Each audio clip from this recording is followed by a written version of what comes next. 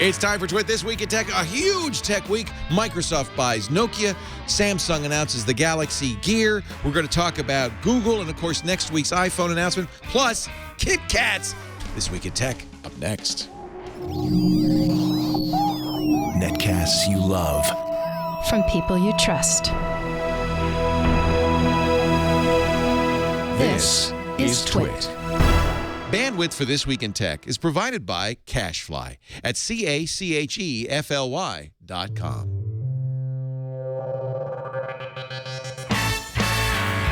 This is Twit, This Week in Tech, episode 422, recorded September 8th, 2013. 9 degrees of whimsy. This Week in Tech is brought to you by Squarespace, the all-in-one platform that makes it fast and easy to create your own professional website or online portfolio. For a free trial and 20% off, visit squarespace.com and use the offer code TWIT9. And by Carbonite. Whether you have one computer at home or several at your small business, Carbonite backs up your files for you automatically and continually for only $59.99 a year. Try it free at Carbonite.com. No credit card required. Use the offer code TWIT to get 2 bonus months with purchase. And by Audible.com. Sign up for the Platinum Plan and get 2 free books. Visit audible.com/twit2. And don't forget to follow Audible on Twitter. User ID audible_com. And by GoToMeeting with HD Faces from Citrix, the powerfully simple way to meet and collaborate with coworkers and clients anywhere. You can share the same screen and see each other face-to-face with HD video conferencing, even from an iPad. Sign up for your 30-day free trial today. Visit GoToMeeting.com, click the Try It Free button, and use the promo code TWIT. It's time for Twit This Week in Tech. Since the 49ers are in halftime, I think we could do like a 5-minute show real quickly before the second half of the game. I'm Leo Laporte, joining us from imore.com. We thought he'd be here, but he's decided not to come to San Francisco for iOS 7. But he does have all the colorful bubbles, Mr. Rene Ritchie, imore.com. Nice to see you, Rene. It's nice to see you too, Leo. Are you disappointed? I guess what you got a little sickness and you can't come down here. Yeah, it's okay. I didn't get invited anyway, so I would just have been watching. I would be doing alt.iPhone event from across the street anyway. You don't need to be there for that. You stay in Montreal. Yeah. Also with us, we haven't seen him in a while. I'm so glad to have him back. Dan Patterson, formerly of was it NBC, CBS, some network radio? ABC. ABC, some network radio news operation. Then Occupy Wall Street happened. You did an amazing job of covering that on Storify using new media entirely to cover it, which was awesome. And you've kind of gone the freelance route, which is, I think, so commendable. You're trying to reinvent journalism. Well, trying. You know, I did exactly what we talk about pretty frequently on the network here, which is I left my job at ABC intentionally to run a podcasting network last year, and I made just enough money to successfully run a failed company. But you know, you got to start somewhere, and I did that all within the studios here at Sumall in New York City. And now I do data journalism. So we're provided big buckets of data by partners like the Clinton Foundation or Ashton Kutcher's We Are Thorn. They give us big buckets of data and say, find stuff in here. And so I work with a team of analysts to go through and find really interesting stuff about, in the spring, I studied the spread of child pornography on the web. And right now I'm studying the spread of prescription drugs and how the web influences that. So really fascinating stuff now. No kidding. And Dane Atkinson, of course, Sumall is a sponsor. We got to distinguish Sumall, right. Sumall.com, which is the sponsor. And frankly, they're a great company that offers free kind of sophisticated business analysis to customers. You work for the Sumall Foundation, the nonprofit arm, sumall.org. Yep, and I certainly don't want to plug anything or get those wires confused. They do a lot of, we talked about in the pre-show, kind of subsidized journalism, that there has to be a space for interesting long-form work to exist, and they are subsidizing this work. Well, we just want to say that this show brought to you by KitKat, and yes. Why would sponsorship ruin anything? Anyway, we're thrilled. We're thrilled to have you, Dan. It's really great to have you and see you again. I haven't seen you in ages, and I think we'd like to see more of you. This is a great opportunity for us to get your services. And I have to say that this is a fascinating area for journalism to explore. This idea that big data might offer up nuggets of information that isn't immediately obvious. Yeah, right, exactly. And that we are living in the age, particularly with wearable computing, that I think we'll talk a little bit about later in the show. This isn't the day and age of bending the data curve and using information instead of big, scary buckets of data, making it personal and accessible. Yeah, I love that. Well, great. It's good to have you. Appreciate it. We wanted to give people the disclaimer up front, not that we'll be talking about some all in any way. There is so much big news. I don't even know where to start. This is the week that Microsoft bought Nokia. Android announced version 4.4 of Android. KitKat, in a deal that they say no money was exchanged. Yeah, right. Apple has a little bit of a party coming up on Tuesday. We could talk about that. And we found out that the NSA knows a lot more about us than we even thought. Not to mention the Galaxy Note 3, the Galaxy Gear, an all-new Kindle Paperwhite, a potential for a free smartphone from Amazon. The Yahoo logo is here. But most importantly, CBS and Time Warner have finally buried the hatchet. What a shock. The week before the NFL season kicks off. Shocking. I don't know where to start. What's the you pick, Renee. What's the big story of the week? At least story number one here. Is it Nokia? Yeah, I mean, I guess it has to be Nokia just because it changes Apple's going to announce a new phone. Google's going to put out a new version of their software, but Microsoft is buying a first-party hardware manufacturer. Yeah, and it's such a perfect encapsulation of Ballmer's job at CEO, and it reminds me of that Karate Kid movie where you either make the software yes or you make the hardware no, but he's always kind of so about it. Yeah, in fact, according to All Things D, they've done a lot of All Things D seems to have a lot of information about what happened in the behind-the-scenes negotiations, which makes me think that perhaps they're being fed this information from Microsoft. But I think it was All Things D that said that Ballmer was the one who actually initiated this conversation with Nokia back in January, and they met at Mobile World Congress in Barcelona, which was in the spring, and had a lot of difficulty coming to any kind of agreement at all. In other words, Microsoft wanted Nokia long before Nokia could see their way clear to selling to Microsoft. And it was interesting that Maps was a huge sticking point. That just shows you the value of services compared to hardware these days. Yeah, Microsoft wanted the Here Maps. They use it in Bing. It is their mapping tool.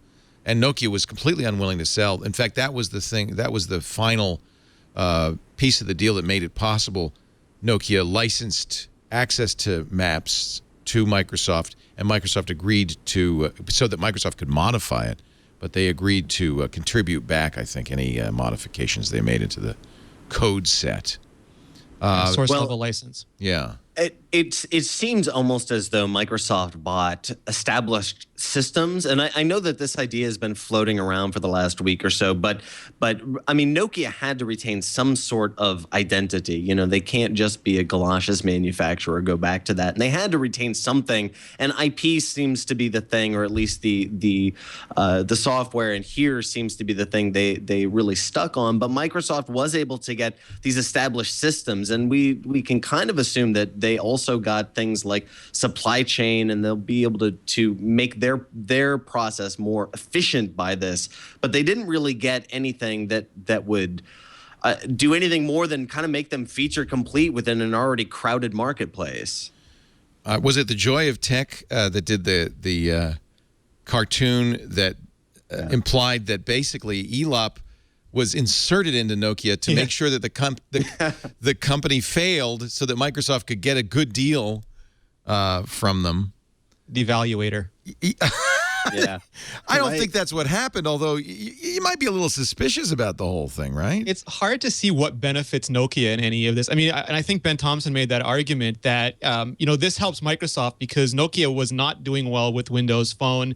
Arguably, they might have done better with Android because their claim to fame was always fantastic hardware. And given the marketplace for Android, they could have been the premier Android manufacturer with the best hardware, the best cameras all around, and that might have been a much better business for them. And if that changed hands, Microsoft would have very little visibility in smartphones because Samsung and HTC are not falling all over each other to make Windows phones anymore. But Microsoft, they get to solidify their place in the market now. They get to make sure that Windows phones keep getting produced, and they have the money to do it. Well, and Nokia kind of existed, in the early days, the gestation period, the first, maybe 18 or 36 months of Android. Nokia was still kind of dinking around with their own operating systems, and they didn't really integrate with Android at what could have been a very pivotal time. And now they almost need this needed this deal with Microsoft to have a purpose. Did they, though? One of the things that might have triggered this negotiation is the fact that Nokia's deal with Microsoft ended at the end of next year, end of 2014. And, of course, there were a lot of rumors. It's probably too late, by the way. If it were to end the end of this year, then maybe it would have made sense for Nokia to pivot into Android.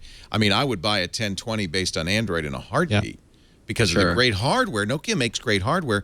They've always been a crappy software company. They made the first smartphones. I owned a few of them, like the E71. Symbian and MeeGo. And Symbian was great. MeeGo, I kept buying things like the N900. Yeah. And the crap software really killed what was brilliant hardware. They still have Asha, which is an inexpensive platform popular in places like India. The big knock against them was that they were an engineering-led company. The engineers would figure out the hardware, then they'd try to slap some software on it to make it work, and that wasn't going to be viable in a post-iPhone, post-Android world. Had they been able to adapt Android like now, wouldn't they have a chance, a shot at it? Or is it too commoditized an operating system? There's too much competition. Samsung occupies that place. Yeah. Yeah, it might be exactly that Samsung really did this forward-leaning, very aggressive strategy a year and a half ago, and that might have just made it more difficult. Yeah, it might have been just too late. Microsoft also might be getting, I mean, this could be a little too out there, but Nokia is also very well entrenched, particularly with distribution into the developing world. And Microsoft could have seen that as an opportunity to say, well, okay, Europe, North America, maybe we can't fight the fight here, but we can certainly, weave our fingers into the rest of the world. And that's certainly something that Nokia has done competently for a long time. Here's, by the way, the best. This All Things D piece is great. I mean, they actually cover this from beginning to end. But the best part is the meeting on the weekend of May 24th in the London offices of Microsoft's law firm. On Friday, May 24th, a potential deal was starting to get some momentum in some areas, they write, while other topics remained sticky. By evening, the parties from Microsoft and Nokia were the only ones left in the building. Each side had retreated to separate parts of a floor to go over what the other side had presented. At one point, Ballmer and Smith were walking back to their conference room together, but and Ballmer, in a moment, he was gone, and there was a loud scream, the kind of yell that only comes from the uncommonly strong lungs of the voluble Microsoft CEO. The roar startled the Nokia team, who figured Ballmer had reacted particularly negatively to one of their proposals. While those in the Microsoft conference room had no idea what was going on, they heard the sound of people running. It turned out Ballmer had walked into a clear glass coffee table and had tripped on it and gashed his forehead. The Microsoft security team ran off in search of a first aid kit. They patched him up, and negotiations continued. But a contact sport, Leo. So this was back in May, and it goes back and forth. They met in Batvik, which is a small town 30 kilometers west of Nokia's offices in Finland. This sounds like something straight out of The Girl with the Dragon Tattoo. I could see them coming in a train to a snow-drifted town. Anyway, they eventually were able to work out the details just recently. So this was a Ballmer deal, maybe his last deal. A lot of people have wondered if perhaps, much like the Apple acquisition of Next, they're getting not only an operating system, not only a phone they're not getting an operating system, a phone manufacturer, but also getting a CEO. Does this put Stephen Elop, former Microsoftie, running Nokia, in as the front runner now? Is this the next CEO at Microsoft? Well, it puts him in the mix. I don't know about the front runner. He's running the devices and services division of Microsoft. Steve Jobs came back to Apple, and he brought a culture with him. I mean, Steve Jobs had a singular vision of focus, and he turned Apple into a product. There's no evidence at all that Stephen Elop is anything like a product visionary or a cultural phenomenon like Steve Jobs. Far from it, actually. Yeah, Nokia got money out of this, and they've apparently already accessed their line of credit, and they needed money badly. So you can see it from Nokia's point of view. But in my West Wing reference for the week, there's no indication that Microsoft will be Microsoft. Let Microsoft be Microsoft. They're so obsessed with being Apple. I mean, granted, IBM is not a sexy customer-facing business, but it's an amazing business. And Microsoft is with this move saying, we don't want that. We don't want to be enterprise. That was what was in their consumer. That was in their future until they did this. And they said, and Microsoft says we're a devices and services company. Devices, Windows Phone, Surface tablets with Windows RT. Now nobody's going to make that except Microsoft and Nokia. In fact, you can pretty much kiss goodbye. Everybody's going to make Windows Phones, right? Yep. Why would you make Windows Phones if Microsoft owns Nokia? That's it. So nobody's going to make RT. Nobody's going to make Windows Phones. Microsoft's going to make Windows and Office, but that's kind of, is that the services part of the business? This is Microsoft in a Hail Mary, it almost feels like. Office 365. I mean, that's their best product right now. Azure is a fantastic product, but it seems like they give it very little attention compared to failed tablet and phone projects, which is very interesting given, they have never made good devices. Even Xbox was an accident and came with tremendous write-downs, and it's a small niche category, much smaller than smartphones. Yeah. And it's interesting to see them put so much focus and so much of this on an area that it's like Apple with internet services, an area that they've been so unsuccessful in their history. So is this good for Microsoft or bad for Microsoft? Let's sum up. Leo, you could be absolutely right that this is a Hail Mary, and this might not be a binary. This is absolutely a Hail Mary for Microsoft, but it's also a company that is really good at landing those Hail Marys, right? For whatever reason, they've been able to stick around. They've never been the sexiest. They've never been the most innovative, or at least for 20 years haven't been the most innovative, but they have always been able to kind of march with iterative change successfully. It's the same, to me, this really feels like Internet Explorer 1 to Internet Explorer 5, right? Both were kind of junky, but they did something and they stayed relevant. Nobody cared, but or a few people loved them, but they stayed relevant. Well, and then you also have to look at the fact that Microsoft has given a seat on the board to an activist investment group, Value Act, a hedge fund. As Ballmer steps down, Value Act was threatening them with a proxy fight, which apparently Microsoft thought was so scary that they're giving a seat on the board to this Value Act. Now, Value Act owns less than 1% of the company, but it's still worth billions. I think they have a $2 billion stake in Microsoft, $2.2 billion at current prices. It's hard to see where this is successful. If 3 years ago Microsoft had put out an X phone and an X Slate that had Halo and Gears of War and fantastic Exchange and Office support and SharePoint and everything like that, and really leveraged the things that make Microsoft great, could have been a fantastic product. It could have been on the shelf. They could have had Call of Duty Special Edition right next to an iPhone. But it's hard to see what they can do so many years later when iOS and Android are so far ahead, and everyone, HTC, making fantastic phones that are as good as Nokia phones, where there's space for them. According to John Pechkowski, writing on All Things D, the number one thing Microsoft is going to add to Nokia, they're going to get better names. Steve Ballmer says, I think we could probably do better for consumer names than Nokia Lumia Windows Phone 1020. Oh, good. It's the Windows Phone that's a problem, though. This is from the company that created Windows XP 64-bit edition for 64-bit extended systems, says Pechkowski. These two companies belong together. Holy cow! You saw so many editorial cartoons. One in I think it was the New York. No, maybe it was the Economist. Two giant fishes swimming along, Google and Apple, and then these two little fishes, Microsoft and Nokia, and the Microsoft fish is eating the Nokia fish. It's like, not even players in this game. It's the 4% company buying the 2% company. Still interesting to watch. I'm rooting for them. Microsoft. People think I hate Microsoft. Microsoft made the PC revolution without a company coming along and saying this is a standard that developers can write to. We would not have the PC revolution. This is an important company to the ecosystem. And frankly, if you're Finnish, I imagine you think the same of Nokia. Mm-hmm. So let's hope for the best for both. Nokia, do they still have the Galosh division? Or did they get out of that entirely when they moved into phones? I have Nokian tires on my car, winter tires. Do you have Nokia tires? Really? Nokian, yeah. I think the brand has changed slightly, but I believe they originated in the same place. Ooh. It's a 150-year-old company. There's the galoshes. It's a 150-year-old company. I mean, the phones are only the latest. It just cracks me up. Nintendo was a playing card company. Yep. Yeah. It's only IBM made typewriters. Yeah. IBM made typewriters and calculators.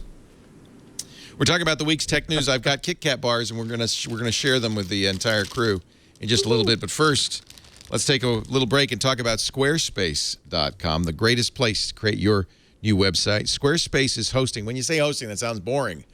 It's just the best hosting that never goes down that you ever saw. And you put on top of that the amazing Squarespace content management system. Now you got something really amazing. A beautiful-looking website that never goes down. Great for bloggers. Great for people who are selling products because they've got commerce. Great for somebody who wants to create a site as a portfolio. If you're a photographer or an artist, you've got to take a look at Squarespace.com. We've been asking people, because we want to see their sites, your sites, to tweet us with a link to your Squarespace website. Use the hashtag #TwitSquarespace. Hashtag #TwitSquarespace, and we'll take a look at your website. Every Squarespace site is mobile responsive. That means here. I'll tell you what. Let's do it. Let's go right here. So you go to squarespace.com, click to get started. You get to start a site for free. First 2 weeks are free, so you can really play with the engine. It does have importers for all the major blog APIs, so you can import all your content, all your images, all the links are preserved. Even the comments get imported. Let's pick a template. Here's Momentum. Now, one of the first things you'll see when you go through the templates is other sites designed around that template. And it just shows you that every Squarespace site is unique. Your design style will come through. You don't have to be a web designer.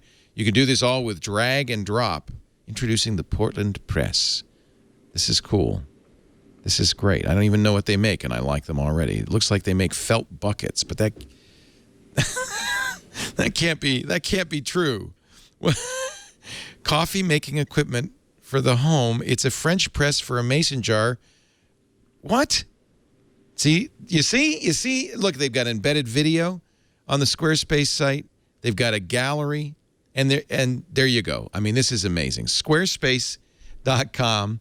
So pick that template, customize it all you want. You can hook up all of your social media. You can have it all flowing into there. I mean, I'm telling you, in the first day, you'll be amazed at what you can do. And the beauty is the content is completely separate. Isn't that funny? The content is completely separate from the design. So you can play with all the designs. Do whatever you want. Once you've got the site, play with it for 2 weeks. If you decide to buy, then take a look at the amazing pricing. Squarespace starts at just $8 a month. If you want, that's if you buy an annual plan. For the unlimited plan, which is the most popular, unlimited pages and galleries, unlimited blogs and bandwidth, unlimited storage, $16 a month. That's amazing. That includes a custom domain when you get the annual plan, and they'll hook it all up for you. Commerce is just $24 a month. They don't take a cut. No transaction fees, fully integrated e-commerce, unlimited physical or digital products and digital products. You also get things like inventory tracking, tax and shipping calculations, coupon controls. I just love it. Give it a try today, squarespace.com. And when you set up your site, send us a link. We'd love to see it. Tweet it. Don't forget to put your site in there with the hashtag #TwitSquarespace. Squarespace.com. Oh, I forgot to tell you the best part. We'll give you 20% off on Squarespace, on a new Squarespace site when you use the offer code TWIT9. Try it for free. You don't need a credit card. When you decide to buy, use the offer code TWIT and the number 9. We're in September, the 9th month. And you'll get 20% off. So KitKat is a brand owned in the U.S. by Hershey, but it's actually a Nestle brand. And it's a pure coincidence that the letter K is the next letter in the Android Galaxy, and we thought it was going to be key lime pie. In a surprise announcement this week, Google says Android 4.4 is KitKat. They also said no money changed hands. Do you believe that? Barter economy, Leo. Yeah. Yeah, right. Yeah, they didn't give us any money per se, You will be able to buy specially marked KitKat bars with Android logos on it and play coupons on the inside, but they're not giving us any money for it. It's just like old school. Barter is the name of the game. It's like old school radio. That's exactly how this deal seems. Yeah. It's fun. I guess it's fun. It kind of bugs me because I feel like open source products should not be named after commercial products, but I guess it's Google's to name, and it is tasty. What does Google? I understand Nestle's. There is some risk, I guess, if KitKat is a bad OS. But where is this just a quirk of Google? That's what I've been racking my brain trying to understand. Yeah, how did this happen? Right. The details seem kind of fuzzy, although I mean they are emerging, and I like the fact that they say at least no money changed hands. Then it does seem kind of fun, but also, I mean, there's money changed hands, consideration changed hands. It's very disingenuous of Google to say, well, they didn't actually give us any cash, because this is a commercial. Well, they're spending money on promoting Android on their packaging. And do you think that every time I say Android 4.4, if I say KitKat, do you think people are going to not eat an ungodly number of KitKat bars just by the power of suggestion? I've already had 4 just during the show. This, the Willy Wonka thing with the, the giveaway that could, the be golden inside ticket. Right. Yeah. I mean, that does feel very old school radio. Of course, like maybe no cash changed hands, but this seems like a very odd promotion. When you're rich, you're eccentric. Okay, Leo, it's not crazy when you're rich. It bugs me a little bit. Now, I shouldn't be bugged. I mean, we were thinking of selling naming rights to the studio. I mean, I'm commercial. I have to make money. I understand that. It seems like I don't want to support this by saying KitKat every time I talk about Android. I'm going to say Android 4.4. Is it all right? It's not 5.0. It's 4.4. They're sticking with that 4. And what's L going to be? Little Debbie snack cakes? Lifesavers? Give me a break. Give me a break. Break me off a piece of that KitKat. See what I'm saying? This is the that's exactly it. If I'm Nestle, this is the best deal they have ever made. If they gave Google no money for this, this is I bet you already. I would love to see the numbers. Get to work, Dan. But it's also I would love to see the KitKat sales and how they've been impacted by this. Because one of the big problems that Google faces is the Android brand, because people go in looking for Samsung phones or maybe HTC phones or maybe a Nexus, and the Android amongst normal human beings, civilians, doesn't have a very big profile. But now you've got the little green Android character on every KitKat bar, and people, oh, wait a minute, there's this Android thing that actually runs my phone. This is clever, isn't it?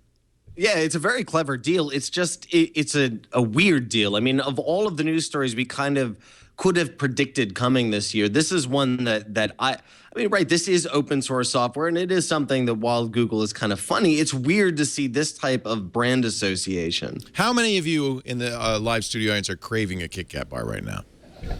See, it works. Here, have.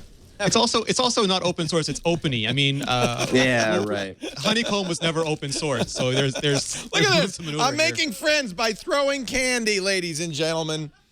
I know. All right. Well, here, pass this around. Did everybody get one? Anybody want one that didn't get one? Oh, I'm hitting the lights. Yeah. Surely the very smart people at Google want to quantify this in some way, right? Don't hit Chad. I'm sorry. What'd you say, Dan? I was busy throwing KitKat bars. It says an Oprah. You're not going to get a car, okay? L is for Lexus, says one of our audience members. I'm going to wear the hat.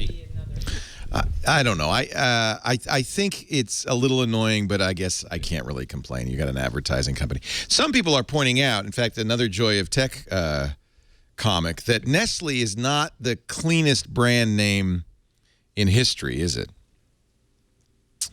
Nestle associated with selling baby formula in the third world, associated with some nasty labor practices. Here's the Joy of Tech comic. Mommy, I'm scared. What's wrong, honey? There's a green ghost on this chocolate bar. Oh, don't be silly. It's just a Google Android. It can't hurt you.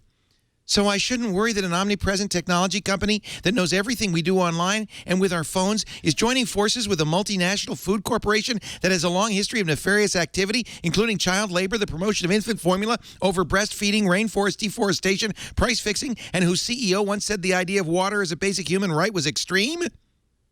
Daddy, we're scared. I think that says it all. It isn't necessarily the cleanest brand to be associated with, but who doesn't love Nestle, right? Nothing to say, huh? Did that dramatic reading choke you up? All right, enough to say about KitKat. There are other Google stories. In fact, an interesting revelation about Google Chrome apps, and I'm really curious what you guys think about this. Google has launched Chrome apps for Windows 8, perhaps revealing their secret plan all along. I kind of mocked the idea of Chrome OS, but these are essentially taking the extensions that you add to your Chrome browser in Chrome OS and making them apps. They're going to do it on Mac, too. They haven't yet, but they currently are apps on Windows 8. Is it native client, Leo? I wasn't sure. Yeah, you don't. Well, you have to have the browser installed, I believe. But I don't think they show up as like little, there it is in the docs. They show up as little mini apps. Yeah, this seems like the next native client for a while. Yeah. And it seems like the next iteration of, you remember Chrome tabs as apps that you could save as a desktop. And, initially with HTML5, they were supposed to function much like a native app. And this seems like the next iterative step for that. It does, but okay, so no big deal, or does this kind of make Google's Chrome? What it tells me is that Chrome is where Google's putting all its IE6 eggs. Plus ActiveX all over again. It took us 20 years to get back to a closed internet. Okay, never mind then. Well, I mean, Google is. I mean, they forked WebKit. They made Blink. They've been doing V8 for a long time. They've been working on native client, and it looks like they're going to be doing technology that requires you to write to Chrome instead of to write to the web, which was the open platform. And for a company who historically, superficially embraced the open web, it's a sign. I mean, it's that whole Adobe thing. Don't be locked down to a platform. Be locked down to our platform instead. Yeah, I don't like that. Yeah, vertical versus horizontal lockdown.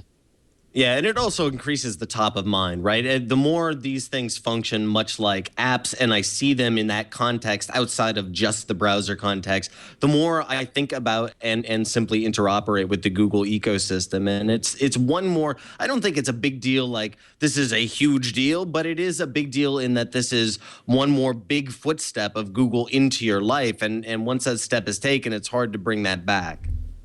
I mean, like some people have said that it's open source, so other people can go ahead and make Chrome apps, or at least add, like Safari could theoretically add support for this. But when you're in the real world, in a pragmatic world, Apple and Microsoft, I don't know what Firefox will do. We probably don't want to introduce competitors' technology into their products. They would do it if the World Wide Web Consortium came out with a native client standard. So it's filling space in the market, but it's doing it in a way that's particular to one vendor, which is always dangerous on the web. Google also, when they rolled out KitKat, and as traditionally, they put the statue on the Google lawn of the KitKat, Android. They have jelly beans, they have donuts, they have eclairs. I'm not sure if they did this on purpose. My guess is they did. There's a happy-go-lucky fella in the rollout video taking a picture with an odd-looking Nexus phone. Let's zoom in a little closer. Why, that looks like not the Nexus 4, who by the way, conveniently, the young lady next to him is using. So for comparison purposes, this guy doesn't even look like he's paying attention. It's looked like somebody said, okay, run out there and hold up the phone and pretend you're taking a picture. It feels to me like an intentional leak of what I guess would be the Nexus 5. At the same time as this happened, and Google pulled down the video from YouTube. Oh, well. Oh, oops. Oops. At the same time this happened, the FCC got a filing for a phone that, interestingly enough, matches this exactly. And people were able to piece them together and show that they are, in fact, the same. Bigger sensor, bigger phone screen, obviously. Looks nice. When will we... Now I'm sad because I got Jeff Jarvis to open his Moto X on This Week in Google on Thursday, and he's going to be mad at me. Because he's been waiting for a Nexus 5. In fact, the Nexus 4 is out of stock in the 8 gigabyte model. Is this, so that means the 5 is imminent? It seems like it, it seems that Google is at the very least committed to an iterative process with these very pure experiences. But surely they're going to wait for something after Apple and then try to, right? Well, unless they announce it the same day, I would love to see that. Yeah, right. It feels like Google's powerful enough to start doing Apple. The old thing on Apple is that they would always do something to spoil CES or to spoil whatever keynote was at CES. And it feels like Google and Android are powerful enough to give them a little bit of their own medicine, which isn't a bad thing. Do you think Tuesday they'll announce the Nexus 5? Oh, no. Or Wednesday or the iPhone 5S review day. I mean, there's a lot of opportunities to screw them a little bit. That I want to see that. That would be funny. Samsung, of course, jumped the boat a little bit, and I think you have to figure that their September 4th announcement date has something to do with the September 10th announcement date for an iPhone. They wanted to scoop them a little bit. They announced the Galaxy Note 3, and it kind of an incremental improvement on the Note 2, a little bit bigger, 5.7 inches, a little bit thinner, much better screen. Leather, Leo. Yeah, now, what the hell? It's got a stitched leather-like. Is it leather? It's faux stitched leather. You can get it in pink faux stitched leather if you like. Pleather. Yeah. It's got a pleather back with stitching. I don't think this was an iPhone thing, though. I mean, I think this event was scheduled for a long time. This was just their cycle for the It's Note at 3. IFA, and that's when IFA is. Yeah. So. Yep. Although, you got to think that Apple's announcement, September 10th, which coincides with IFA, was planned at... Well, again, like they've had that event the first week of September for 4 or 5 years. Come on. You got to let me have a little conspiracy theory. The Nexus 5. There's your conspiracy theory. Yeah. Are you excited about the Note 3? Does that look like something to pay attention to? I can't wait to feel the rich feeling of pleather in my palm. I really am shocked, at least anecdotally, the degree to which I will see a Note. I'm here in New York City, and I see almost every device conceivable on the subway, and I see that Note and Note 2 on a daily basis. I love it. I would be very surprised if this doesn't sell well, and it seems like it's carried by professionals or people who are, doing something that does require that additional screen real estate, which makes it a little less silly. I think pink might be targeting an interesting demographic. I think Subway's a perfect place for this because you don't want to carry a tablet, but you want to kind of have a phone with a little more space on it. Right, particularly if you're a professional and you need that extra time, right? Yeah. This is going to have windowing. It's got the stylus, the S Pen, and some new stylus features, hovering and so forth. But I thought the most interesting feature written about by Kevin Fitchard at GigaOM is this new chip from Quantance.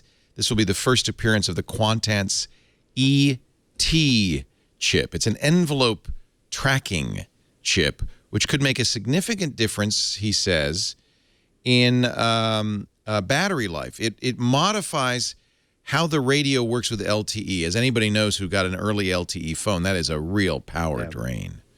And it's because of the very peaky nature of the LTE signal. The phone, in order to maintain a uniform envelope of power, has to kind of overdrive the phone.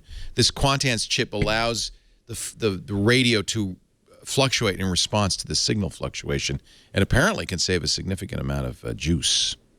LTE is funny in that if you're on a really good LTE signal, it's much better for battery because the chip powers up, it sucks down the data quickly and powers off. But in areas where you're close to LTE and it has to drop off, anytime the radio screams for a signal, it's bad. The interesting thing to me about this, though, is that in North America, big phones haven't historically done as well. I mean, the iPhone, mostly, if you look at AT&T or Verizon figures, and certainly Apple Store figures, it outsells all bigger screen phones combined. But both Sasha Sagan and Ben Thompson turned me around on this. When you look at outside the U.S. markets, where a phone might be a primary computer, and people can't necessarily get a phone and a tablet, to them, the computer part becomes more important than the phone part. And that's where devices like the Galaxy Mega and the Note 3 and the LG, I forget what it's called, the giant LG phone, become much more important to emerging markets. Yeah. You know, what's interesting, in Japan, of course, phones are very different because of this. People tend to have a smartphone, a sophisticated smartphone computer, instead of having a desktop or a laptop computer. I think that's a TV antenna. Pardon? It has a TV antenna? In Korea and Japan, whenever they come back, like the LG models we get from Korea have pull-out TV antennas. Oh, I want that. That sounds great. Yeah. They claim 25% overall device battery life improvement with this Quantance EG chip. on LTE. I'm in an area where LTE is up and down, and in fact, I often go into the phone and turn off LTE if I can because it really can kill the battery. So solving this will be good. This will not be exclusive to the Note 3. It's just the first one to have it, but that's encouraging. They also announced... Right. I don't know what to call it. Is it a watch? I guess it's a watch. The Galaxy Gear. Watch. It's a big-ass watch. And it will only work with the Note 3 initially, although they say with the update to 4.3 on, I guess it needs Bluetooth low energy, right? So the Galaxy S4 will work with it, and maybe even the Galaxy S3 once the update to the Android comes. It has... There are 2 or 3.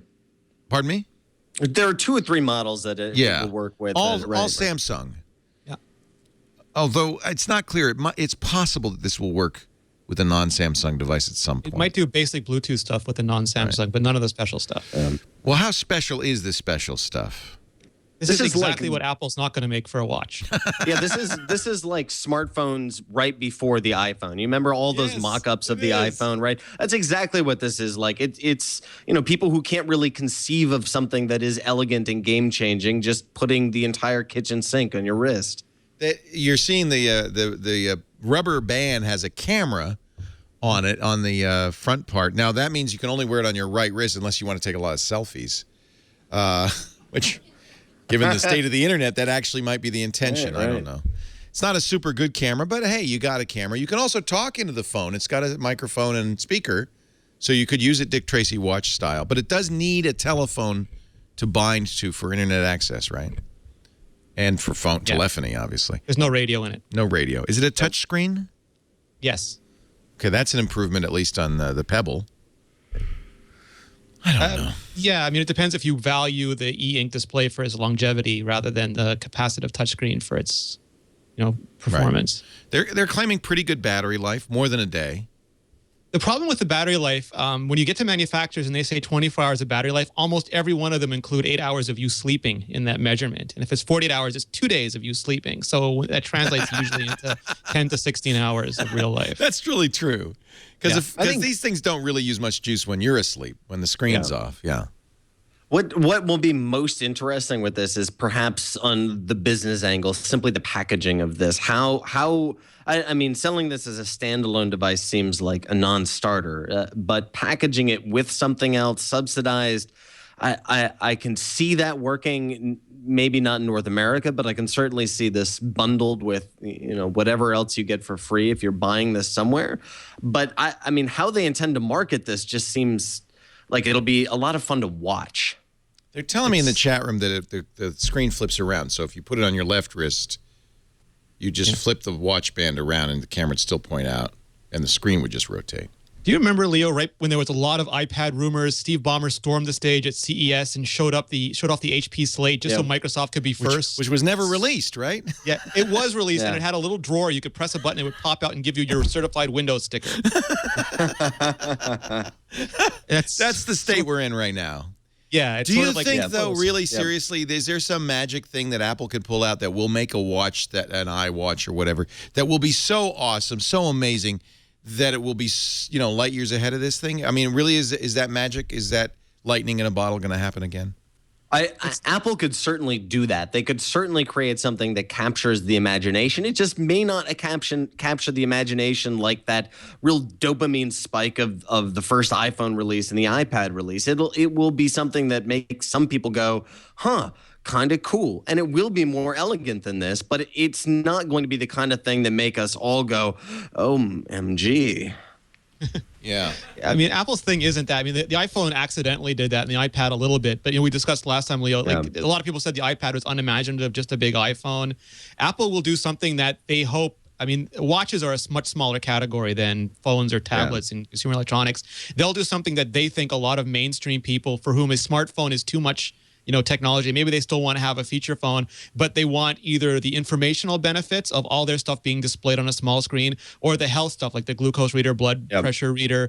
And it'll look more like a band than a phone. It probably won't look like a watch. It'll have a watch app the way the iPhone has a phone app, but it'll be a very different thing. And Tim Cook will have to make the case the way Steve Jobs did with the iPad that this exists underneath the phone category. You're absolutely right, Renee. It seems like Apple might kind of they might be self-aware of the expectations of releasing something that shocks the world, and instead may go the exact opposite direction and drill down onto that health vertical and say, no, this isn't something for everyone, but if you're into health and the quantified self, then this is maybe for you.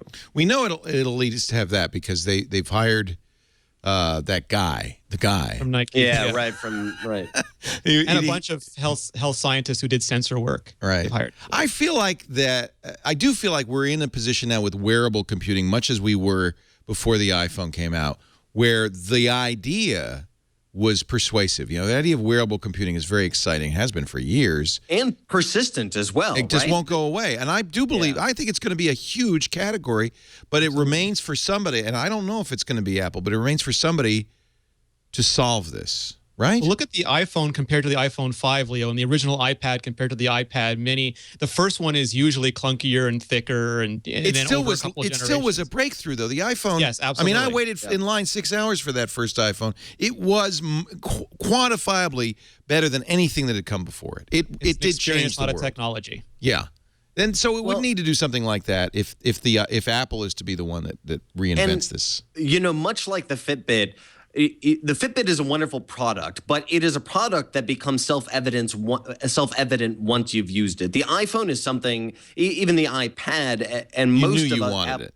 Right, you see it and you know what it does, right? Yeah. But a Fitbit you kind of have to use for a month or two before you go, light bulb, I see why this is wonderful. And I think that might be Apple is aware of that with a quantified self product. It's also a different world. I mean, you've got Google Glass, you've got some very credible competition. I don't know if Apple is the leader in the horse race at this point.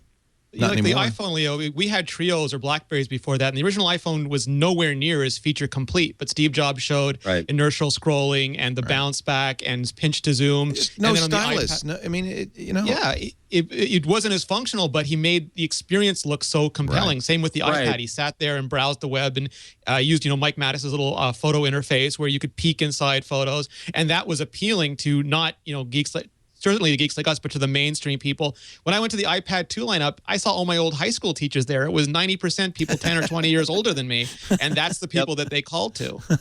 Yeah, that's not the Galaxy Gear market. Right, it may not be feature complete, but it's the features you want, and those features are very easy for the mainstream to say, I definitely want that, and quantified self might just take a while. That's an interesting idea. I mean, I'm bullish on it. In fact, I think we're looking at doing a show on mobile computing plus wearables, because I really feel like that's where all the excitement's going to be over the next few years. What's next? But I'm waiting, right? Nobody's cracked that yet, and I don't know if Apple has the mojo to do it or not. But the nice thing is what you said, Leo, is that now, Google's at least is absolutely as interesting a company as Apple right now. And the dynamic between them and who knows what young upstart or startup company or other technology company will come out of nowhere. And Apple doesn't have to do it alone. There's a better chance for it happening because there's more competitive companies. Right. Let's take a break and talk about Apple, because we've got a little bit of a party coming up on Tuesday. And Renee Ritchie's got the best connections in the business about what's coming from Apple. I got KitKat all over myself now. Get rid of this thing. I kill you, Google. I kill you.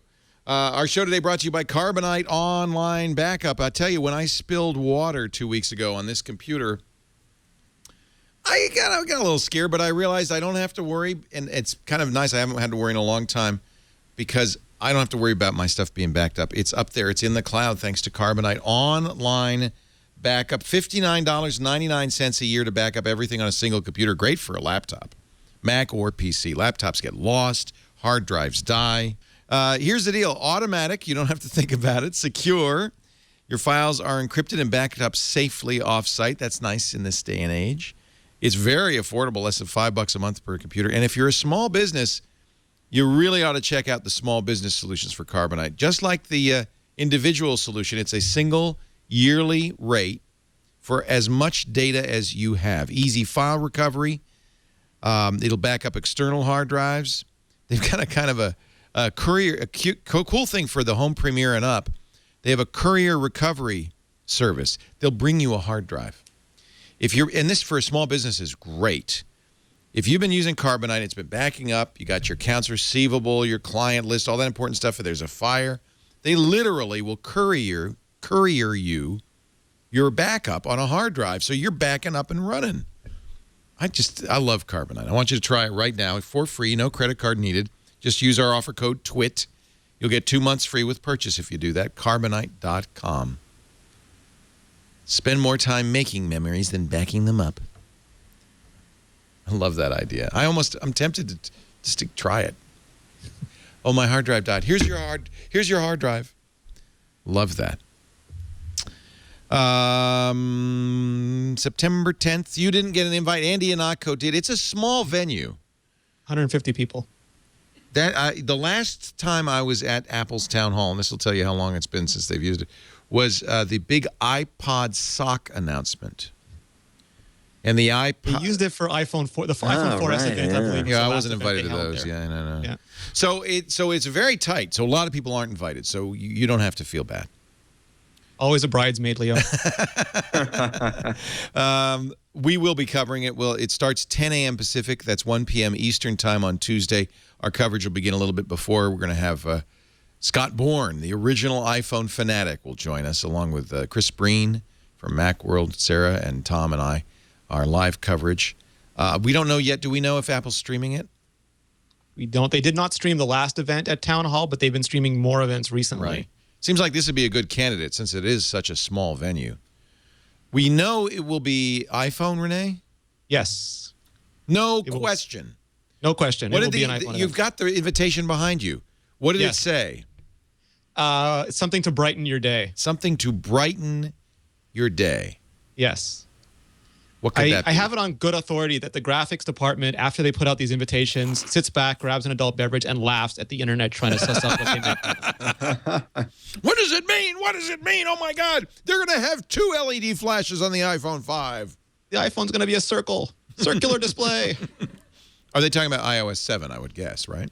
Well, they use dots at WWDC as well. It's a motif they've been... I mean, a couple iPad events ago, they used a bunch of dots as well. It's something that they like visually.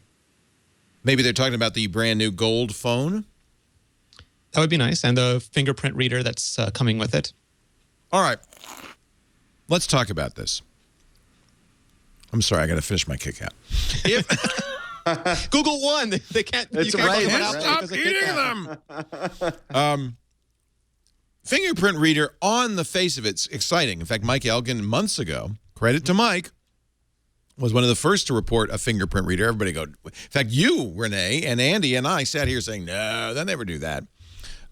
We knew Apple had bought Authentech last year for billions of dollars. So they had the technology. They owned it. Mike Elgin speculated if they'd put it in the iPhone, it would be a revolution for authentication. And authentication is critical to online payments. Payments of any kind. Yeah. If I'm going to give you a charge card, the most important part of that transaction is that you know I am who I say I am, that it's my card. And you know what? If you're buying things online, that you are who you say you are. If both ends are securely and accurately authenticated, it makes online currency transactions friction-free. But currently, there's no way to really do that. There's a certain amount of trust that's involved in using a credit card. If Apple could get a reliable, and it would have to be very reliable, right? Accurate fingerprint sensor on that phone, that could transform things. So that was Mike's contention. But I have to say, and boy, I'm going to sound like Mr. Apple knockers here. I think that was Marilyn Monroe's first film, actually. But that's another story, another kind. But I'm not. But I'm just pointing out that it happens. Every company does it, where they come out with something that is potentially huge, but execution lacks, and it's just another thing. You can say Siri, Leo. It's okay. Siri is a very good example. Yeah. If this thing isn't exactly, if it doesn't really, if on the screen it says, put your finger on here or give us your PIN to unlock, that's not it. Well, you need the PIN, for example, if you want to give your phone to Lisa and she doesn't have your thumbprint. So you always need a back door for people who aren't you using your device. But it has to be 100% reliable, secure, and dependable. And even if they do that, it also has to have the back end. Merchants have to support it. They have to take a passbook and make it have money in it. There's no money in it right now. It's just Fandango tickets and things. Starbucks. My understanding is that, Passbook was written, I think it's called Passbook Kit or something, where it's highly abstracted. So, this iOS 7, Apple's adding some things to it. Eventually, they could add NFC or they could add the fingerprint reader. It's very easy for them to do that because they built it in a smart way. What I've heard so far is that they're testing it with a ton of people because it's not a trivial problem. People really do hold their phones differently. People have different sized fingers, and they left-handed or right-handed, and there's all sorts of things. And they could either make it very secure where it requires a high level of certainty to unlock your device, in which case it will have false negatives, or they could make it much laxer. They'd need fewer points of identification, in which case it might let someone into it shouldn't, but it won't. Well, I think Apple is usually consumer focused. So if you start getting frustrated, you can't open their phone, that's bad. If a theoretical 1 out of a million other people could open it, that's probably less of a problem where you're concerned. And for people who are really security conscious, they could probably say you need a thumbprint and your PIN code. So it's something you are and something you know, and then you've got two-factor at least working for you. Dr. Mom, one of our regular chatters who's a physician, says that they use fingerprint readers in the hospital to unlock narcotics. And she says even they're only about 75% reliable. And that's an interesting, that's the flip side of this, where people might get upset about it, is that it establishes your identity in a good and a bad way. Because if you unlock that cabinet, get the narcotics, they know it's you. There's no deniability there. And if you've got a fingerprint on your transaction or your email, and that's ever an issue, you've got no excuse that, oh, my friend downloaded that MP3 file. What it reminds me, what I'm concerned about is, many Android devices have face unlocking, where, this was a cool thing for Samsung to show off. You seize your face and then it unlocks it. Google showed it with 4.2, I think. Nobody uses it. No. It's ridiculous. You can pull it with a photo. Yeah, well, it's just dumb. It's unreliable. It's not reliable enough to count on it. It doesn't just work. It takes a long time. It's so much easier to enter in a PIN that it just doesn't make any sense. So my question is this going to be a great thing? And Apple's done this in the past. That everybody goes, wow, that's neat, and nobody uses it. Or could this really be a significant? The degree to which this is a gimmick versus something that is deeply integrated across the platform, and all of the negatives aside, this is something that if it permeates the Apple environment within the next, let's say, 2 or 3 iterations of iOS devices, it is something that really does have the potential to change the landscape entirely. All of these other hangups, however, really increase the likelihood that this is a gimmick like Siri was. Right. Yeah, I mean, I think I've heard, and I know other people have heard, that Apple has been testing it in a wide range of things, and it could just unlock the device. That might be it this time, but it could also become your Apple ID. So instead of putting in your iTunes password, you can just authenticate with your thumbprint, which is, entering passcodes on mobile sucks. It doesn't matter what platform you're on. You can't put in a secure platform. Horrible. And then, the next step is integrating it with Passbook. But it's like, Ford and cars will tell you that people are adverse to change and adverse to technology, and you have to walk them through things slowly. They just don't want the car to drive on its own the first day. So it could be that Apple slowly rolls out features over the course of the next few software updates. Yeah, and limiting it also limits consumer expectation while also allowing consumer imagination to flourish, right? If it is something that just unlocks your phone or replaces a password in just your iTunes and App Store transactions, then that's something where people are more forgiving with failures and also can see the future where it is an improved device. But if this is something that Apple really presses as the differentiating feature between this and the 5, which it seems like they will, this really could fall into novelty, like, okay, cutesy territory. Right. It's not all bad, because all they need is that demo. Like, you buy your new iPhone, you go and show your friends, look, it's got a thumbprint reader. You really don't care that it works. You care that you have something cool to show your friend. And Apple has the Santa Claus commercial where Scrooge can't get into your iPhone, but boy, Santa can unlock it, get the Christmas list, and save Christmas. And that's all they really need, is that one feature to show off a visually not very different phone and that Christmas commercial, and that's their holiday season. Yeah. And even as poorly as Siri worked 2 years ago, it was exactly what you're saying. It was that feature that let you say, this is what differentiates my 4S from your very similar 4. And poor working as Siri was, it really helped drive interest in that product. Is there a bingo chart that we could keep for Tuesday watching? What are we watching for? What are we looking for? What things will tell us, oh, this is a big deal or not a big deal? Partnerships? I mean, it's being held in Cupertino, so it's not going to be. It's not Small. the iPhone 6 event. Yeah, it's a small event. It's going to be an internal upgrade. It'll have a much better chipset, much better digital signal processor. It'll have the gold and maybe the steel coloring as well. So at least people will. Because one of the big problems with the S lines is people got upset that no one could tell you had the new iPhone. So gold and maybe steel would at least let your friends know that you have the new iPhone, and it's a hugely popular color. So it's an incremental update, but Apple doesn't intend for anybody but us geeks to buy phones year after year anyway. It's mostly for people on a 4S or a 4 still. Yep. Right. Yeah, and that's what's most interesting. I know that we've probably been saying this a lot lately, but what's most interesting is you remember 3 years ago with the discovery of the iPhone 4, and that even then leaks were something that happened. They were few and far between, and the degree to which this is. Last year, maybe, but this year is really the year where we know so much about this product before it's announced, and that really the change in how Apple controls its, the entire chain has really changed a lot, and it's not being discussed very much. Will there be one more thing? Will there be a surprise at all? No. That we didn't hear about. I mean, the fingerprint reader could have been a surprise, but they've ended up putting it in the code for iOS 7. So I gave that one away. Right. And of course, as you point out, Dan, because they can't control China, they can't control the manufacturing, and they need to make these all ahead of time.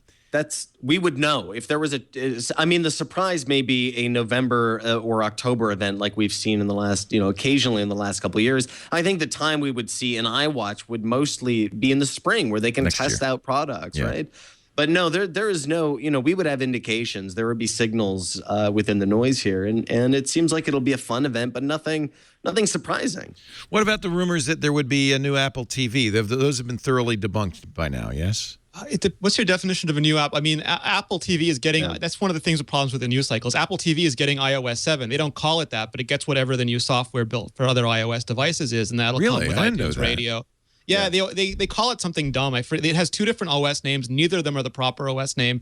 I don't know why they do that, but whenever a new beta comes out for the phone or the iPad, that same beta comes out for the Apple TV. And when the release comes out within a few days, the Apple TV is updated to the same basic structure of iOS. And that's to allow for compatibility and features like AirPlay and AirPlay mirroring to work. So it'll get a new OS, it'll get iTunes Radio, and it'll get some other stuff. One thing I could see, we haven't discussed this very, very much, but one thing I could see that is a surprise could be plastic back iPod Touch. We kind of look at the shrinking iPod market, and particularly the price of that device. That's an entry-level device for a lot of people who don't want to get tied down to a contract. And it seems very obvious that a Touch with a plastic back is something that is, it's a no-brainer. It would make the product cheaper and easier to access. Yeah, and the iPod sales are tanking. I mean, season after season. Last year, Apple did iPods the same time they did the iPhones, and we've had very little leaks about anything new in the iPod space. And it could be that they're getting so small that the traditional gateway drug to the App Store and to iOS is going to be replaced with the iPhone 5C. And one of the things we don't know, because Apple doesn't have to get it out to partners that early, is what the price tag on that will be. Because if it's $450, which is one of the rumors, that's pretty close to Apple's subsidy. So could it be $0 in subsidy markets? Does Apple want to maintain perception of value, make it $40 or $100? And then does all those trade-ins and refurbs go even below that in cost in Latin America and Africa and countries like that, and Apple starts to have a range of pricing, and especially in emerging markets. So there's a lot of small things that are still interesting. When does Apple stop making the iPod? Never. Depends which one. They'll still make a Touch, right? Because that's just the phone without. Right. Yeah. So whether the Classic survives 128 gigabyte, iOS devices will be interesting to see. Yeah.